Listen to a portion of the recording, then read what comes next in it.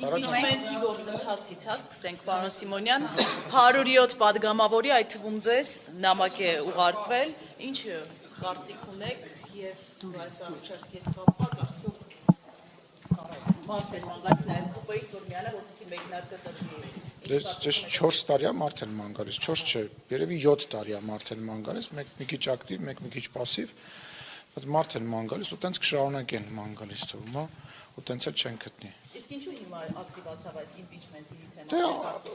Գարուն ամառ հավաքածուի քաղաքական ցուցադրության ժամանակահատվածն է եկել, հիշում եք, որ ազգային ժողովի նորեր ընտրվի, ասում են դե 6 ամիս հետո ծրվելու է, հետո ասում էին, որ վարչապետը հրաժարական է տալու, որ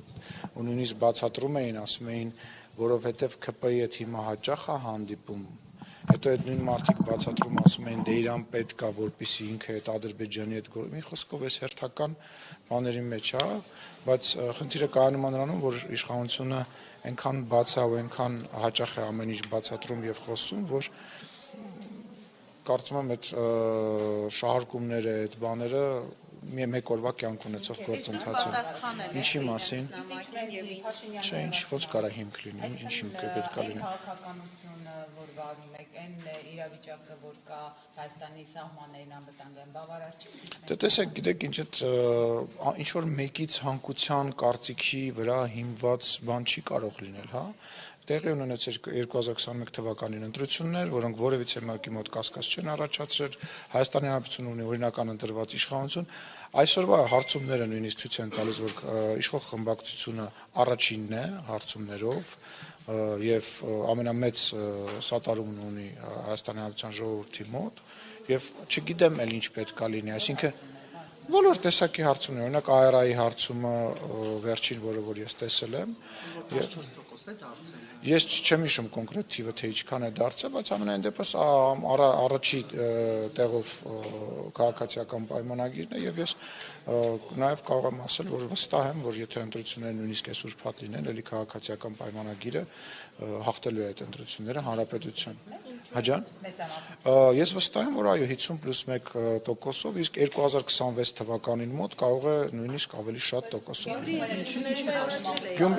Դե գիտեք ինչ, դուք էլ 2021 թվականի ընտրություններից հետո, որտեղ քաղաքացիական պայմանագիր կուսակցությունը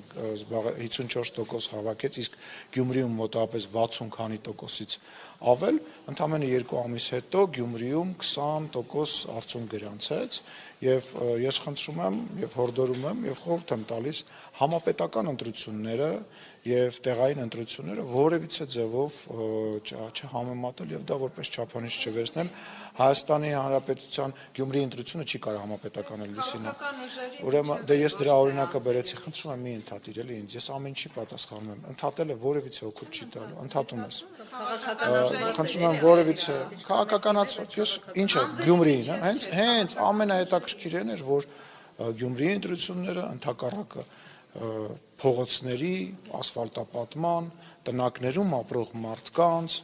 եւ Գյումրիի տեղական խնդիրների մասին ընտրությունները, որտեղ քաղաքացիական պայմանագիր խմբակցությունը հավաքեց գրեթե կրկնակի ավելի շատ ձայն, քան 2 տարի առաջ, 3 տարի առաջ տեղի ունեցած ընտրությունների ժամանակ եւ զբաղեցրեց առաջին տեղը։ Այսինքն, եթե նույնիսկ ձեր տրամաբանությամբ մենք նայում ենք,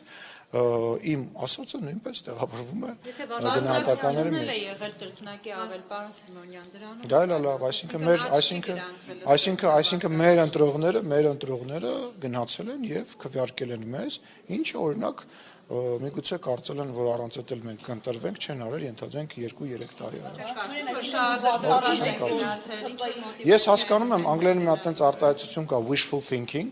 ցանկալի բան մտածելակերպ, ես ցանկանում եմ, որ հաշվի առնելով, որ ես գտնվում եմ բացառապես ընդդիմադիր լրատվամիջոցների միկրոֆոնների ներքո, որ ես այդպես ցանկալի տարբերակային է, որ Հայաստանի Հանրապետությունը